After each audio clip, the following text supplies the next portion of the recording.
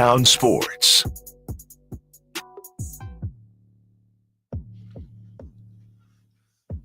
It is time.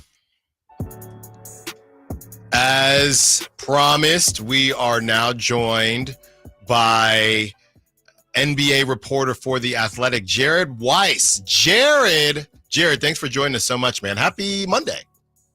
Thank you. It's good to be here with you. Let's start here, Jared. Always a good time when you're able to hop on. And I just wanted your thoughts on what in the world to make of the Eastern Conference this season. Obviously, the Cavs have been rolling a bit, the Celtics in the 2 spot. Nobody really seems to be talking about the Pacers that much, but they're quietly in the 4 seed. What do you make of is this the revenge of the Eastern Conference? Are they starting to figure things out all these years later? You know, I think there's always been a bit of a misconception about the shape of the East. It tends to be that there's usually 1 or 2 teams at the top of the East that are legit title contenders, and then even like the middle of the East, as we call it, is usually reasonably competitive for mid-tier teams, and then there's usually a pretty huge drop-off. And the strength of the West has been that the kind of like the 6 through 12 seeds have been relatively strong compared to the Eastern Conference. And that's kind of what we're seeing play out this year, where if you look at the East standings, you've got a bunch of teams in the kind of 4th or 3 through 6 range that are kind of in the same ballpark as the teams in those kind of seeds. But then you just like have the Celtics and the Cavaliers on a totally different tier.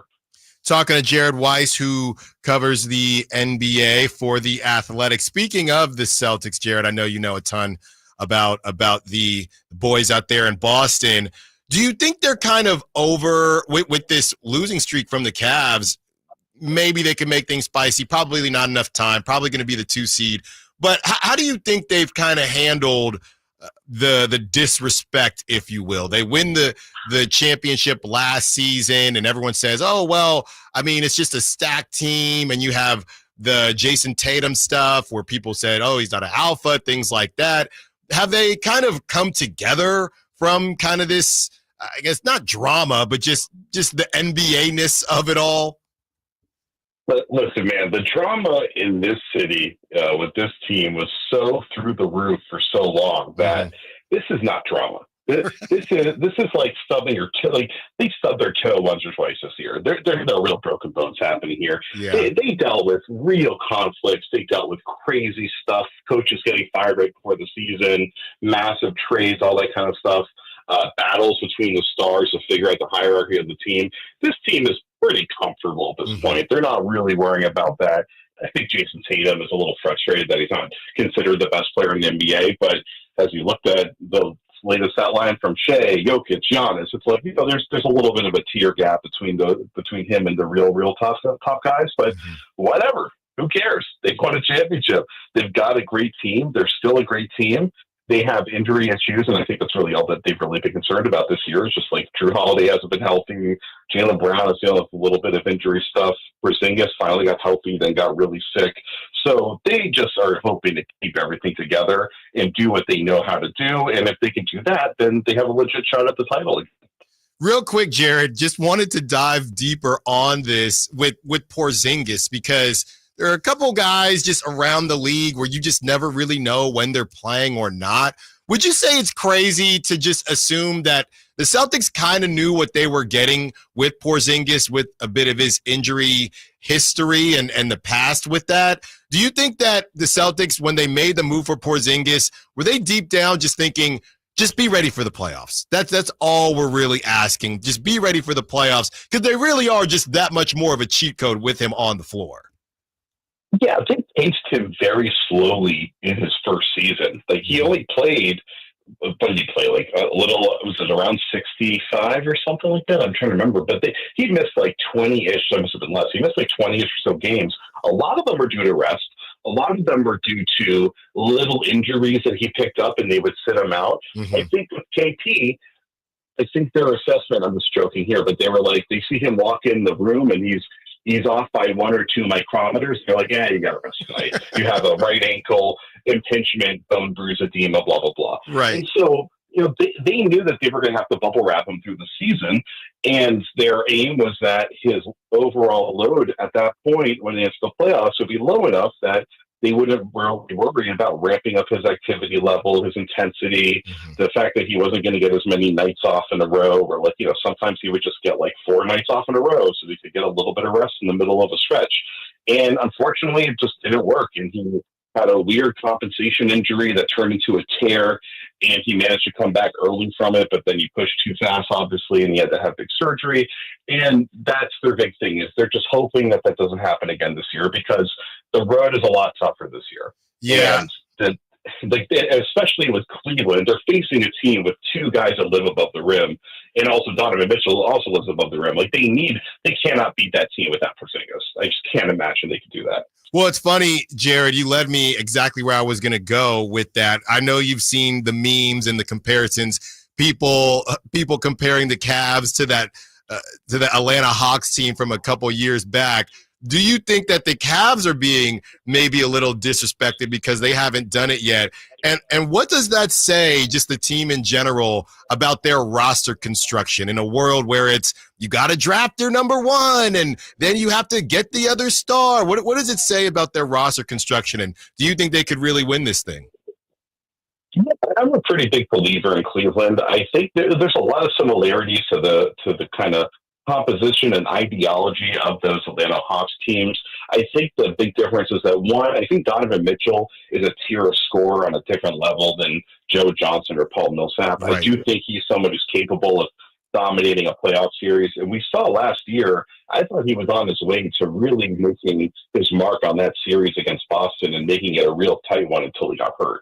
I've always been pretty high on Mitchell, and I think he's like really putting it together this year. And it's funny that I think a lot of people who look at the numbers presume he's having a down year. He's actually having the best year of his career, I would say.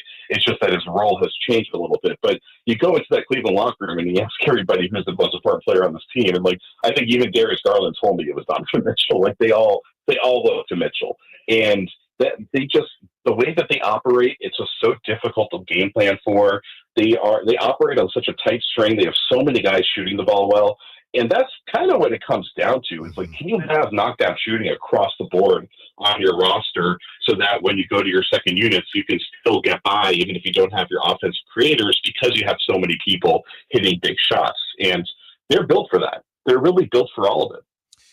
Talking to Jared Weiss, who covers the NBA for The Athletic. Jared, before we get you out of here, I got to ask, I know you're doing your thing covering the NBA and mostly the Eastern Conference and Boston, but I got to ask, what are your outside thoughts on what you've seen going on with Sacramento? We were just going through other teams that have done similar things, the 2023 Nets, where they fired Steve Nash and traded KD and all of that, but what do you think about the Kings, and have you ever seen anything like this? You fire a coach before his new contract even starts. You trade your franchise guy, but you're trying to do kind of a retool, not a rebuild. But what do you think about what you're seeing out here?